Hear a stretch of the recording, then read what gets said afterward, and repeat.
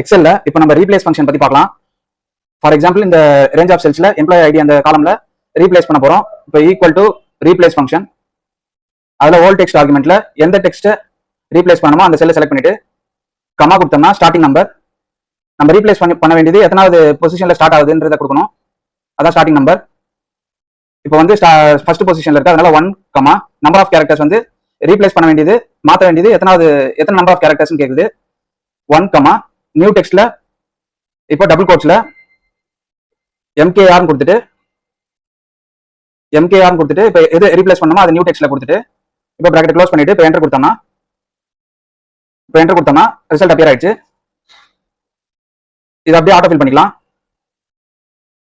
இந்த காலம் வந்து இப்போ கண்ட்ரோல் மைனஸ் கொடுத்து டெலிட் பண்ணிக்கலாம், செலக்ட் பண்ணி கண்ட்ரோல் மைனஸ் கொடுத்து டெலிட் பண்ணிக்கலாம்,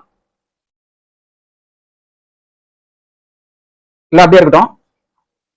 இப்போ ஃபார் எக்ஸாம்பிள் ரீப்ளேஸ் பண்ணியாச்சு. இப்போ இந்த ஃபங்க்ஷன் அப்படியே செலக்ட் பண்ணி பாத்தீங்கன்னா மேல வேல்யூ வரும், MKR 001 வரும். இந்த மாதிரி நம்ம ரீப்ளேஸ் ஃபங்க்ஷன் யூஸ் பண்ணலாம்.